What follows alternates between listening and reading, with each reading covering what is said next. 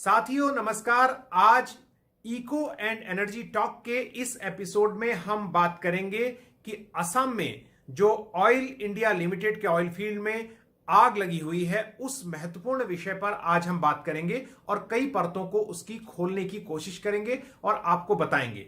ये आग जो असम में भड़की हुई है इसके लिए सरकार अभी खुद कह रही है कि कई हफ्ते इसको बुझाने में लग सकते हैं और इससे बहुत बड़ा नुकसान हो गया है। इसके कई एंगल हैं जिनको हमें देखना होगा। पहली बात तो यह कि ऑयल इंडिया लिमिटेड जो वहां पर एक नहीं कई कुएं ड्रिल कर रही है, तेल और गैस का जो वहां पर एक्सप्लोर करने के लिए बहुत सारे वो कुएं बना रही है, तो उस विषय पर बात करेंगे। दूसरा, ये इलाका जो है बहुत ज्यादा पर्यावरण के लिहाज से, वन्य जीवों के लिहाज से और बायोडाइवर्सिटी के हिसाब से संवेदनशील है, इसलिए भी ये खबर महत्वपूर्ण है। तीसरा, इसमें बहुत सारे लोग जो कोरोना से और चक्रवाती तूफान अम्फन से जिनकी जिंदगी और जीविका प्रभावित हुई थी वो और ज्यादा परेशान हो गए हैं। चौथी बात जो है लापरवाही का एंगल है, इसमें किसकी लापरवाही है, किसने गड़बड़ की और कैसे घटना हो गई।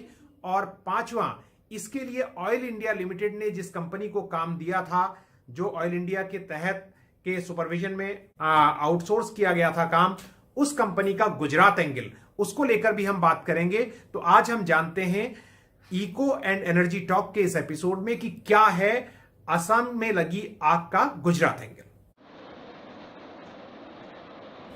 सरकारी कंपनी OIL का ये ऑयल एंड गैस फील्ड अपर असम के डिब्रूगढ़ तिनसुकिया इलाके में है। ये तस्वीरें और वीडियो आप जो देख रहे हैं वो वहां रह रहे स्थानीय लोगों और कुछ पत्रकारों ने ली हैं। हमें ये वीडियो पर्यावरण कार्यकर्ता नीलोत्पल शर्मा ने भेजी है। असल में पिछली 27 मई को यहां अचानक तेजी से गैस और संघनित तेल का अनियंत्रित रिसाव शुरू हो गया, जिसके बाद हालात बिगड़ना शुरू हुए। इस अनियंत्रित रिसाव को तकनीकी भाषा में ब्लोआउट कहा जाता है। अब कंपनी कह रही है कि आग को बुझाने में 4 हफ्ते का वक्त लगेगा।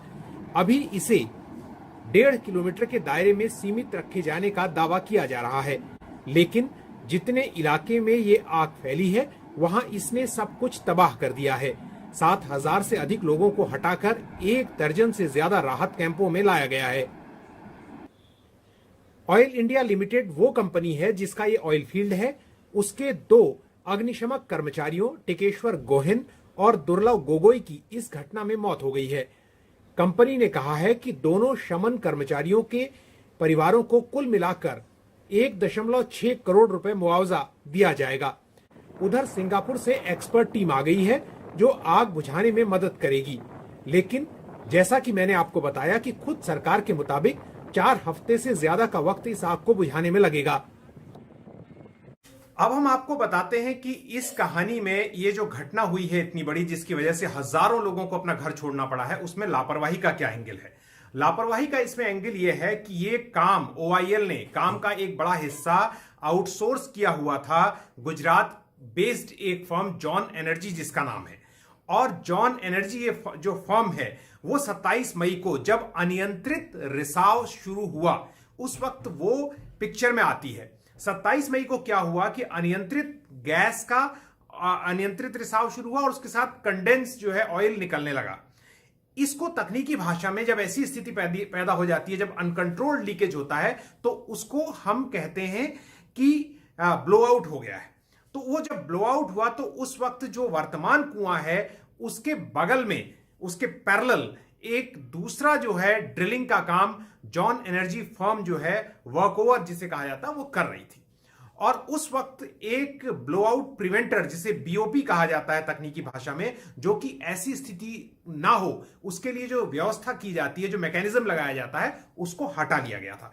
कहा जा रहा है कि इसी वजह से ये पूरी दुर्घटना हुई है। इस बारे में कारण बताओ नोटिस ऑयल इंडिया लिमिटेड, जो हमारी सरकारी कंपनी ऑयल इंडिया लिमिटेड है, उसने जॉन एनर्जी को दिया।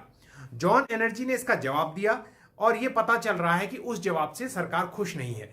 एक और एंगल है इसमें, वो ये कि इस कंपनी को ठेका कैसे मिला, इस बात को लेकर भी बहुत सारे सवाल उठ रहे हैं। मीडिया में अगर आप जाएंगे और तमाम तरीके के क्वेश्चन उठाए जा रहे हैं। हालांकि ऑयल इंडिया लिमिटेड ने कह दिया है साफ कि इनको जो बिडिंग दी गई वो नियमों के तहत ही दी गई, लेकिन ये एक बड़ा प्रश्न चिन्ह है। ऑयल इंडिया खुद कह रही है कि जांच होगी, यानी अभी जो जवाब दिया गया है उसके बाद फर्दर जॉन एनर्जी से जांच होगी, और अगर ऑयल इंडिया कह रही है कि उसके अपने कर्मचारी इसमें पाए जाएंगे तो उनके खिलाफ भी कार्रवाई होगी, और कुछ लोगों को सस्पेंड करने की बात भी उन्होंने अभी कही है। डिब्रू सैखोवा नेशनल पार्क उस जगह पर है जहां ब्रह्मपुत्र नदी उत्तर पूर्व की 3 नदियों सियांग, दिबांग और लोहित से मिलती है। यहां कई और जलधाराएं भी हैं।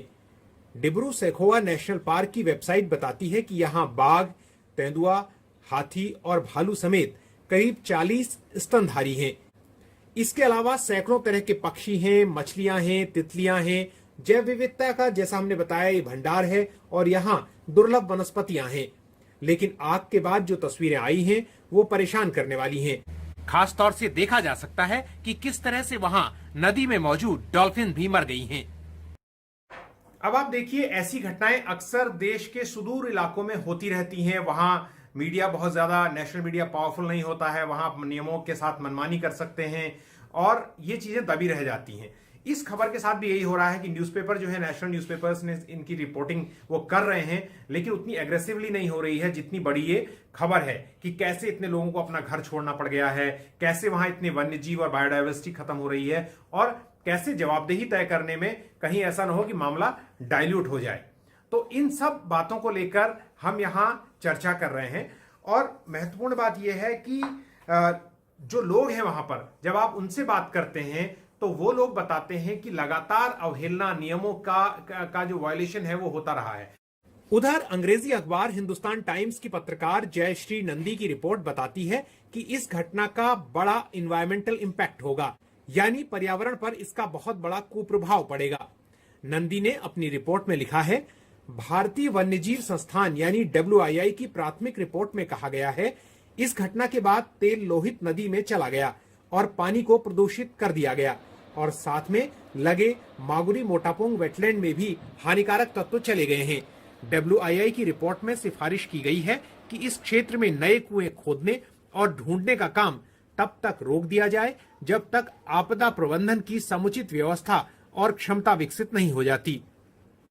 हम आपको ये बताना चाहते हैं कि ये ऐसा इलाका है जहां ऑयल इंडिया के काफी एम्बिशियस प्लान हैं। उनके यहाँ पर पहले से ही दर्जनों ड्रिल हैं और वो कहते हैं कि अब वो नई तकनीक लाके एक्सटेंडेड जो रीच ड्रिलिंग ERD कहा जाता है उस तकनीक को, उसका इस्तेमाल करेंगे, और जो वहां पर नेशनल पार्क है जिसका मैं जिक्र कर रहा हूं उसके 3.5 किलोमीटर नीचे वो एक्सटेंडेड रीच ड्रिलिंग के जरिए वहां से हाइड्रोकार्बन निकालना चाहते हैं, पेट्रोलियम तेल गैस निकालना चाहते हैं। उनका कहना है, उनका ये दावा है कि इससे ना तो पर्यावरण को कोई नुकसान होगा, ना ये किसी तरह का कोई वायलेशन है, और इसके लिए उन्हें पर्यावरण मंत्रालय से भी हरी झंडी मिल चुकी है। तो एक ऐसे वक्त में जब हमने देखा है कि इतनी बड़ी वहां पर दुर्घटना हुई है, एनर्जी एक बहुत जरूरी हमारी नेसेसिटी है और उसके लिए काम भी होना जरूरी है, लेकिन नियमों की जितनी अवहेलना हुई है उसको देखते हुए, और खासतौर से जो wild life institute of India WII की रिपोर्ट जो हमने इस पूरी वीडियो रिपोर्ट में हमने आपको बताया